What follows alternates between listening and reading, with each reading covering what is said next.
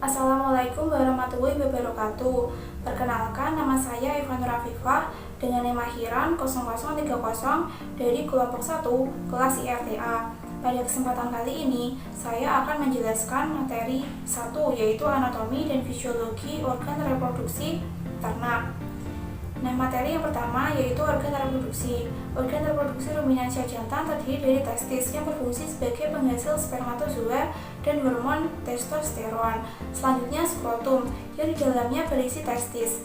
Lalu epididymis yang terbagi atas kaput, korpus, dan kauda epididymis. Selanjutnya vas deferens yang merupakan saluran yang mengangkut sperma.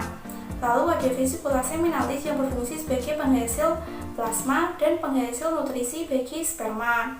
Selanjutnya kelenjar prostat yang menghasilkan cairan asam yang berfungsi untuk memberi aroma ke semen. Selanjutnya kelenjar Cowper yang berfungsi untuk membersihkan saluran keluarnya semen. Lalu uretra berfungsi untuk mengeluarkan sperma dan urin. Lalu ada penis yang merupakan organ kopulasi ternak jantan yang berfungsi sebagai saluran pendeposisian semen. Selanjutnya yaitu organ reproduksi ruminansia betina, terdiri dari ovarium yang berfungsi sebagai penghasil ovum, oviduct menghubungkan ovarium dengan uterus. Selanjutnya, ovarium ini terdiri dari 3, yaitu infundibulum, ampulla, dan isthmus. Selanjutnya uterus yang berfungsi sebagai tempat berkembangnya fetus. Lalu vagina berfungsi sebagai tempat pendeposisian semen. Kemudian vulva yang merupakan organ kopulasi ternak betina. Selanjutnya organ reproduksi unggas jantan terdiri dari testis yang memiliki 2 fungsi, yaitu sebagai penghasil spermatozoa dan hormon reproduksi. Lalu epididymis yang merupakan saluran yang melekat pada testis. Kemudian vas deferens yang berfungsi sebagai jalannya sperma pada ovulasi. Lalu papilla yang merupakan organ kopulasi pada ternak unggas. Selanjutnya organ reproduksi unggas betina terdiri dari ovarium yang berfungsi sebagai penghasil sel telur dan penghasil hormon. Lalu oviduct dibagi menjadi 3, yaitu infundibulum, magnum, dan isthmus. Lalu ada uterus yang berfungsi sebagai pembentuk cangkang telur. Kemudian vagina yang berfungsi sebagai alat kopulasi ternak betina. Dan terakhir yaitu kloaka yang merupakan tempat keluarnya sekreta dan telur pada ayam. Materi yang kedua yaitu hormon. Yang pertama yaitu hormon reproduksi ruminansia jantan. Nah, apabila ternak mendapat rangsangan tersebut akan diterima oleh hipotalamus dan kemudian mensekresikan GnRH dan dilanjutkan ke hipofisa. Selanjutnya hipofisa akan melanjutkan ke adenohipofisa untuk mensekresikan LH, FSH dan FSH. Nah, LH akan menstimulus sel Leydig untuk menghasilkan hormon testosteron. Hormon testosteron berfungsi untuk menghasilkan seks sekunder pada ternak dan libido pada ternak dan membantu dalam proses spermatogenesis. Selanjutnya, hormon FSH akan menstimulus sel tori di tubulus seminiferus. Di tubulus seminiferus akan terjadi proses spermatogenesis. Sel tori sebagai penghasil nutrisi pada proses spermatogenesis. Selanjutnya yaitu hormon reproduksi unggas jantan, dimulai dari adanya rangsangan, kemudian diterima oleh hipotalamus yang akan mensekresikan GnRH dan kemudian akan merangsang hipofisa dan melanjutkan ke adenohipofisa. Adenohipofisa akan mensekresikan FSH dan LH. FSH akan menstimulus sel tori dan menstimulus tubulus seminiferus. LH akan menstimulus sel Leydig untuk menghasilkan hormon yang akan digunakan dalam proses spermatogenesis. Selanjutnya yaitu hormon reproduksi ruminansia betina. Apabila ternak mendapatkan rangsangan, maka rangsangan akan diterima oleh hipotalamus yang selanjutnya hipotalamus akan mensekresikan GnRH lalu menuju ke hipofisa. Pada hipofisa terdapat 2, yaitu adenohipofisa dan neurohipofisa. Apabila ternak birahi, maka hipofisa akan meneruskan sinyalnya ke adenohipofisa. Adenohipofisa akan mensekresikan hormon FSH, LH, dan LTH. Apabila ternak birahi kemudian dikawinkan dan terjadi ovulasi, maka LH yang diekskresikan oleh hipofisa akan menekan ovarium bersama estrogen. Selanjutnya yaitu hormon reproduksi unggas betina, dimulai dari adanya rangsangan yang kemudian akan diterima oleh hipotalamus. Hipotalamus akan mensekresikan GnRH. GnRH akan merangsang hipofisa. Pada neurohipofisa akan mensekresikan FSH, LH, dan LTH. Pada FSH akan menstimulus ovarium, di mana ovarium akan mensekresikan estrogen dan progesteron. Selanjutnya LTH berfungsi untuk menimbulkan sifat mengeram pada ayam. LH berfungsi dalam ovulasi dan hormon oksitosin berfungsi dalam pengeluaran telur. Sekian penjelasan dari saya. Wassalamualaikum warahmatullahi wabarakatuh. Assalamualaikum warahmatullahi wabarakatuh. Perkenalkan, nama saya Elza Tria Lutfia dengan NIM akhiran 0029 dari kelompok 1A Praktikum IRTA. Di sini saya akan sedikit memaparkan dan menjelaskan mengenai materi praktikum acara kedua, yaitu gametogenesis dan uji kualitas semen. Baik, langsung saja yang pertama mengenai morfologi sel gamet. Pada sel gamet jantan atau yang biasa disebut dengan sperma, terdiri atas 3 bagian, yaitu kepala, badan, dan ekor. Pada bagian kepala terdapat akrosom, sitoplasma, nukleus, serta sitosol. Pada bagian badan terdapat mitokondria, sedangkan pada bagian ekor terdapat flagela atau ekor serta membran plasma. Selanjutnya untuk morfologi sel gamet betina atau ovum terdiri atas corona radiata yang terletak pada bagian luar ovum. Lalu setelah corona radiata terdapat zona pellucida yang memiliki 3 lapisan, yaitu ZP1, ZP2, dan ZP3. Lalu berikutnya terdapat membran vitelin yang terdapat pada bagian dalam ovum. Selain itu juga terdapat sitoplasma serta nukleus sebagai inti sel. Berikutnya saya akan menjelaskan mengenai spermatogenesis. Spermatogenesis merupakan proses pembentukan sperma yang terjadi pada tubulus seminiferus. Tahapan pada spermatogenesis dimulai dari spermatogonium dengan kromosom diploid yang mengalami mitosis menjadi spermatosit primer. Lalu akan mengalami pembelahan meiosis 1 dan menjadi spermatosit sekunder dengan kromosom haploid.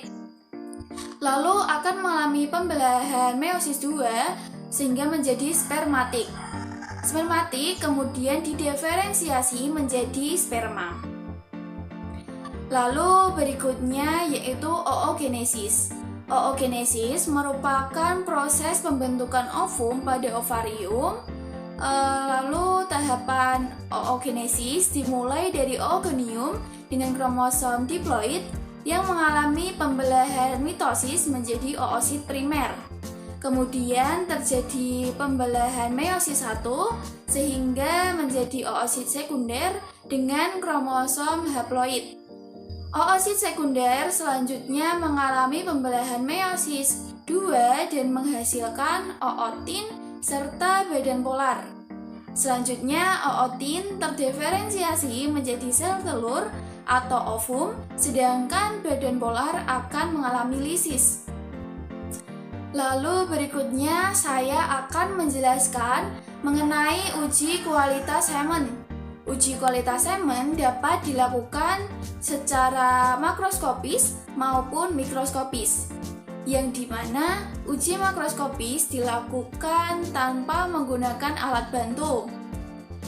Sedangkan uji makroskopis dilakukan dengan menggunakan alat bantu berupa mikroskop. Dalam pengujian kualitas semen secara makroskopis dapat dilakukan dengan cara melihat warna, volume, pH, bau, serta konsistensi semen. Sedangkan uji mikroskopis dengan menggunakan mikroskop dapat dilakukan dengan uji motilitas yang meliputi uji motilitas individu serta uji motilitas massa, lalu uji abnormalitas, uji mortalitas, serta uji konsentrasi. Baik, sekian dari saya. Kurang lebihnya mohon maaf. Terima kasih. Wassalamualaikum warahmatullahi wabarakatuh. Assalamualaikum warahmatullahi wabarakatuh. Sebelumnya perkenalkan, nama saya Ati Santika dengan NIM akhiran 0020 dari kelompok 1A Praktikum Ilmu Reproduksi Ternak A. Di sini saya akan sedikit menjelaskan dan mereview materi acara ketiga dan acara keempat Praktikum Ilmu Reproduksi Ternak A. Nah, langsung pada materi ketiga, yaitu mengenai seleksi ternak dan juga sinkronisasi birahi. Jadi, seleksi ternak merupakan suatu upaya pemilihan ternak sebelum terjadi proses perkawinan dengan tujuan untuk memperoleh pejantan maupun indukan yang memiliki kualitas unggul dan baik, sehingga dapat dikembangkan lebih lanjut menjadi pejantan maupun indukan yang unggul. Nah, proses seleksi ternak ini dapat dilakukan pada ternak ruminansia maupun ternak unggas dengan memperhatikan beberapa indikator penyeleksian, yaitu konformasi tubuh, bentuk wajah, warna mata, struktur tulang, kondisi ambing, kondisi tubuh, dan juga berbagai kriteria lainnya. Nah, selanjutnya yaitu masuk ke materi sinkronisasi birahi. Jadi, sinkronisasi birahi merupakan suatu teknologi dalam bidang peternakan yang dilakukan dengan tujuan untuk memperoleh masa birahi secara serentak pada suatu populasi ternak tertentu. Nah, sinkronisasi birahi ini dapat dilakukan dengan dua metode, yaitu metode dipercepat menggunakan hormon progesteron maupun metode diperlambat menggunakan hormon PGF2-alfa. Di sini saya akan sedikit mempresentasikan dan menjelaskan mengenai sinkronisasi birahi dengan menggunakan metode dipercepat. Sinkronisasi birahi dengan metode dipercepat dilakukan dengan cara mempersiapkan alat dan bahan yang diperlukan. Kemudian dilakukan pensterilisasi alat yang akan digunakan.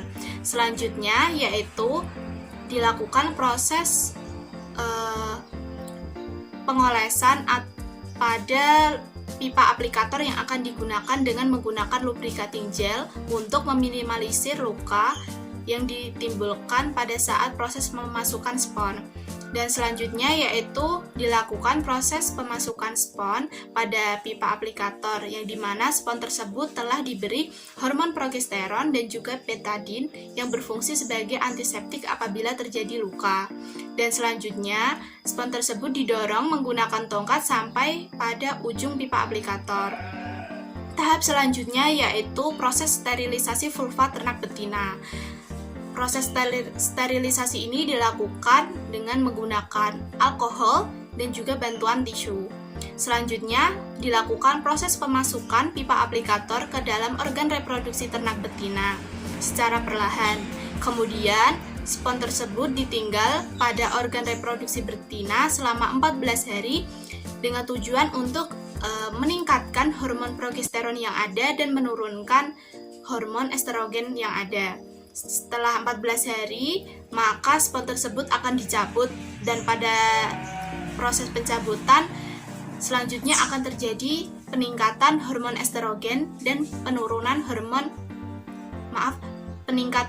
estrogen dan penurunan hormon progesteron sehingga memicu terjadinya birahi pada ternak betina yang kemudian dapat diberi perlakuan IB secara massal sehingga diharapkan dapat terjadi kebuntingan secara massal pula.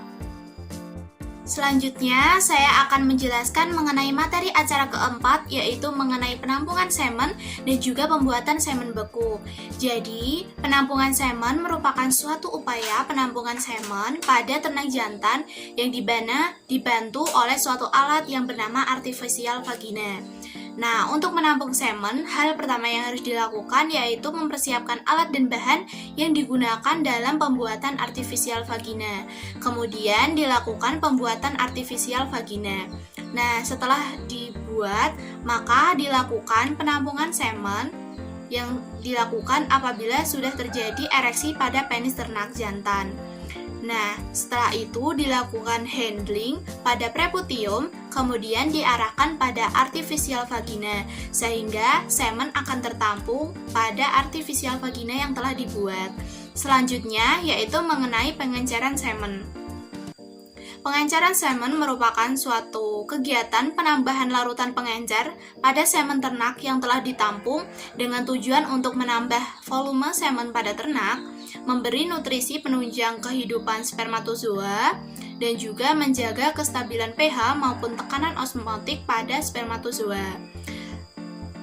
Dalam pembuatan larutan pengencer terdapat beberapa bahan, yaitu bahan alami dan juga bahan buatan. Bahan alami yang digunakan biasanya yaitu dapat berupa kuning telur, ekstrak tanaman tarum, dan juga air kelapa. Sedangkan bahan buatan yang biasa digunakan dalam pembuatan larutan pengencer yaitu dapat berupa aqueous, fruktosa, antibiotik, dan juga larutan tris, serta beberapa bahan-bahan lainnya. Selanjutnya yaitu mengenai pembuatan semen beku. Jadi, semen beku merupakan suatu semen yang telah melalui proses penampungan, pengenceran, dan pembekuan dengan beberapa bahan tertentu yang dimana bertujuan untuk memperpanjang masa simpan semen tersebut. Proses pembuatan semen beku dimulai dengan persiapan alat dan bahan, kemudian dilakukan pengenceran semen pada semen yang telah ditampung. Selanjutnya dilakukan proses filling dan juga sealing. Semen yang telah melalui proses filling dan sealing kemudian akan dilakukan